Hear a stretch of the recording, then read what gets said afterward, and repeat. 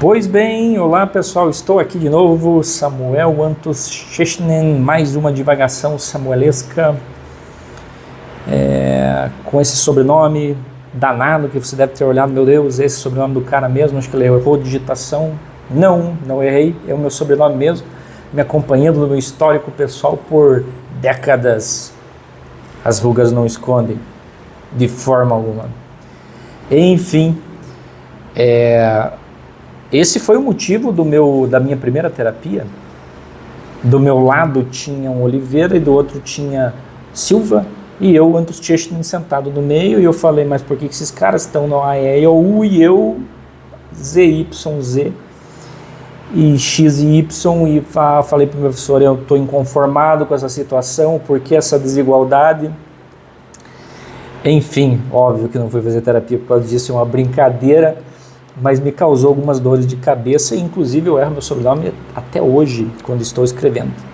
Apesar de escrever com muito prazer, e faço questão nos meus negócios sempre deixar meu sobrenome por completo, inclusive na advocacia, com o meu sócio, um sobrenome português, Carvalho Antos Chechnen, por que não deixar o sobrenome? Mas enfim, eu não vim falar do meu sobrenome hoje, eu vim falar de um tema dolorido, porque é dor, vou falar sobre a dor hoje, nas minhas divagações samuelescas.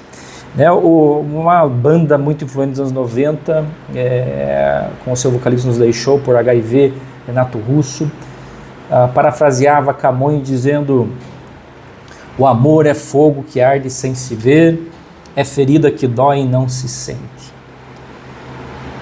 Aí vem o Fernando Pessoa e também diz o seguinte: o poeta é um fingidor, finge tão completamente que chega a fingir que é dor, a dor que devera sente. Belíssimo Fernando Pessoa, poeta português, com outros codinomes, e essa é uma poesia que eu adoro. Bem, começando com poesia, que é maravilhosa, mas sempre falando da dor. Eu lembro quando li um livro de Søren Kierkegaard, um filósofo dinamarquês, e o nome do livro era Temor e Tremor. Ele foi um dos filósofos que iniciou toda a onda do existencialismo, uma linha da filosofia, e eu me perguntei enquanto lia, nossa, mas que nome, né? Temor e Tremor. E percebi que o cara gostava de falar disso, viu? Afinal, nas suas divagações amorosas e filosóficas, ele acabava sempre tecendo enormes comentários sobre a dor. Schopenhauer é um campeão também para falar de dores, mas a gente vai limitar hoje para não se expandir muito em termos de tempo, né? Normalmente aí minhas falas giram em torno de 15 minutos, não mais que isso. Mas o que me levou a falar um pouquinho sobre esse tema, e eu me permitam mostrar a capa do livro, tá aqui, é de uma paciente da minha clínica de psicologia.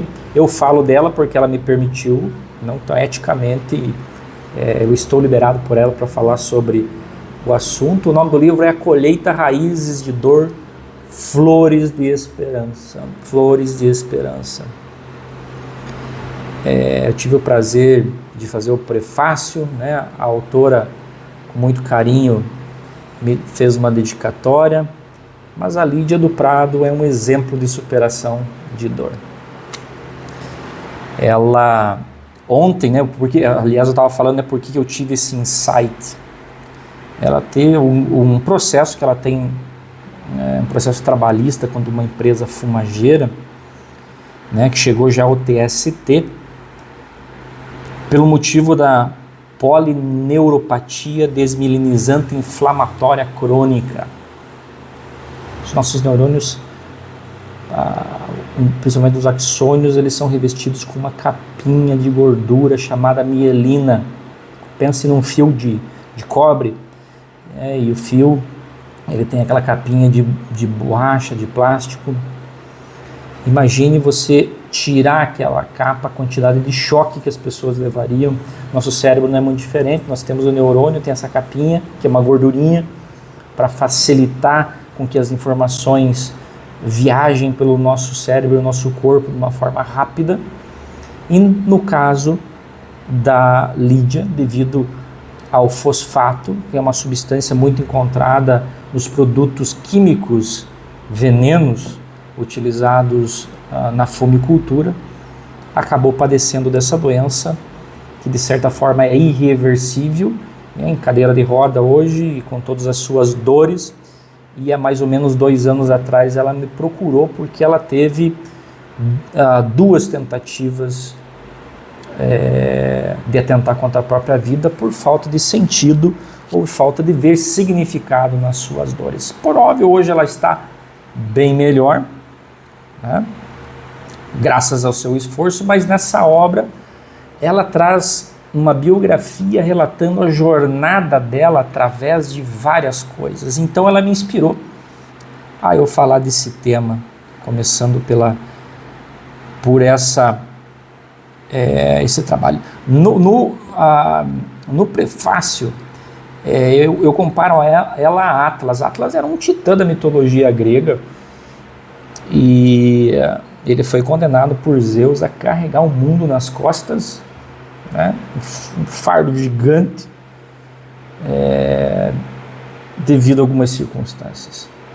E ele carrega, então não é raro a gente contar o Atlas, né, com o mundo nas costas, carregando o mundo à terra. E a Lídia teve que aprender a conviver com a dor, né? Ela teve que fazer as pazes com essa dor. Mas tá, Samuel, e aí? Como é que isso pode acontecer? Bem no capítulo 6 do livro dela, ela fala abundando em aceitação. E aí você pode falar, meu Deus, como é que alguém pode aceitar a dor?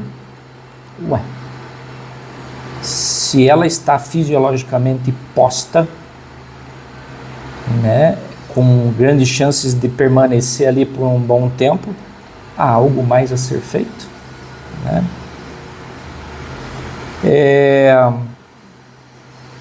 A dor, ela tem uma função gigante, ela nos alerta sobre algo, né? Uma dor de cabeça pode falar que eu estou com um problema hepático, renal, uma tensão muscular muito forte, uma ressaca depois de ter enchido a cara com vinho, ou cerveja, ou vodka, enfim. Essa é a função da dor, de todo ela não é ruim.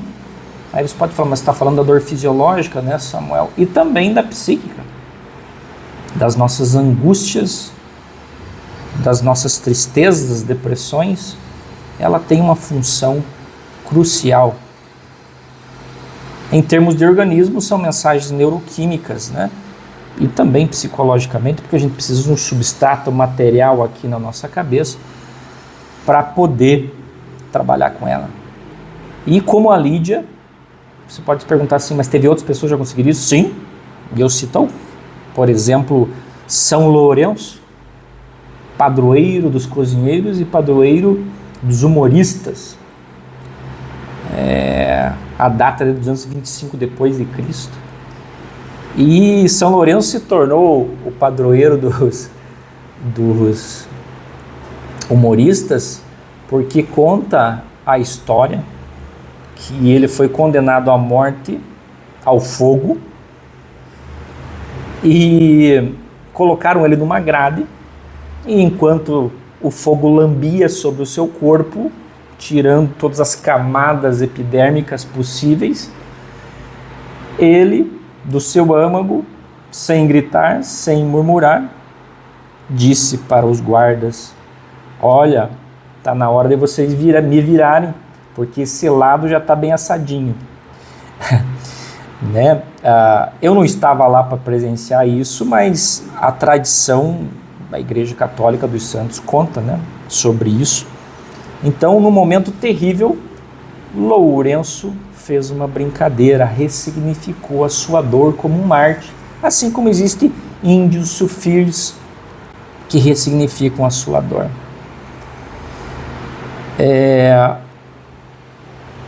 Freud, num dos seus livros, relata um dos seus primeiros casos, Ana O, que tinha dores horríveis no corpo, travava como uma boa histérica e relatava as suas dores psíquicas manifestadas no corpo. Hoje a gente chama isso de conversão. Pensemos também no luto. Quão dolorido é perder alguém, quão dolorido é saber que aquele nosso, não me interprete mal, já explico, objeto de pulsão, né, essa relação objetal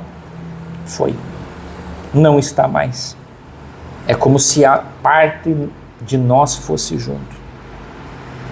Então, superar isso não é um processo tão fácil, mas é um processo possível. E acabei de citar alguns exemplos, inclusive, de uma paciente minha que hoje escreve, superou, né? Inclusive no julgamento de ontem fez uma carta linda para os ministros do TST, falando de um bom julgamento, não pedindo para ser julgado corretamente a favor dela. Ela não fez isso, ela não precisa de migalhas, mas falando de que todo mundo perde com essa dor que foi causada por uma questão trabalhista, fosfato. Naquela época, falta de EPI, enfim, um monte de coisa. Um cara que eu admiro pra caramba, que fala de ressignificação da dor, é Viktor Frankl, criador da logoterapia. Viktor Frankl ficou preso em Auschwitz e ele começou a perceber que as pessoas que morriam, né, os presos judeus, se fosse polonês, austríaco, não interessava, o fato de ser judeu estava lá preso, faleciam antes ou deixavam-se ir quando não conseguiam ressignificar a situação em que estavam. Ele percebeu que pessoas que pegavam um pedacinho de carvão, rascunhavam o chão, jogavam o jogo da velha, jogavam o jogo da forca, conversavam entre si, tentavam achar um humor por trás de toda aquela desgraça, conseguiam sobreviver, não tão dignamente quanto desejavam, mas enfim, conseguiam ressignificar a sua situação. Assim como Lídia e outras tantas Lídias, inclusive minha mãe se chama Lídia, né? Na dor dos seus 7 partos, na verdade 10, ela acabou perdendo 3, superaram as adversidades e ressignificaram. Viktor Frankl, na sua obra Sede de Sentido, fala exatamente disso. É possível ressignificar as tristezas, as dores e as angústias. A dor é inevitável, mas o sofrimento é opcional. Carlos Drummond de Andrade. A dor é inevitável, mas o sofrimento é opcional. Percebam que há uma grande distância entre sentir dor e sofrer. Eu posso estar com uma dor, mas eu posso não estar sofrendo. Assim é o exemplo de Lídia, assim é o exemplo do padroeiro dos humoristas. Percebam que não é um fato só de aceitar a dor, mas é de conviver com ela. Eu costumo dizer que quando transformamos os nossos sintomas em bicho-papões, não conseguimos dialogar com eles. A gente precisa transformar eles em ursinho de pelúcia, afagá-los, conversar tete a tete, para poder conviver com eles. Uma pessoa que tem uma estrutura neurótica, para sempre neurótico, um psicótico para sempre psicótico, um perverso para sempre perverso. Pelo menos é assim dentro das explicações da psicanálise. Doemos nesses emaranhados e nós sociais, já dizia Lacan, né, nessa nossa interpretação de mundo e interpretação dos outros do nosso mundo, que fazem com que a gente doa na existência. É de grande oportunidade falar também que superar a infelicidade, ter liberdade de vontade, e sede de sentido são pilares para que isso aconteça. Estamos fadados a escolher e as escolhas nos trazem dores também, porque não dá para abraçar o mundo inteiro. Nós somos seres limitados, nossas escolhas são limitadas e para cada sim tem um não e para cada não tem um sim. E isso também faz com que a gente se doa. A grande pergunta que fica aqui, meu caro amigo, minha cara amiga, é: como estou convivendo com essas dores? De que forma eu tenho ressignificado essas dores? De que forma a minha jornada latejante em termos de livre-arbítrio faz com que eu reflita diariamente sobre de que forma eu reflito? E a exemplo da colheita de Lídia, nas raízes da dor, de flores e de esperança, que possamos também fazer as nossas pazes com essas dores, trazer elas para mais perto de nós, ressignificar os sintomas, ressignificar as próprias dores e fazer um bom trabalho enquanto humano. Não prometo que não terás dor, mas podemos amenizar o sofrimento. Um forte abraço, fiquem bem, fiquem em paz e até a próxima, se assim as nossas dores permitirem.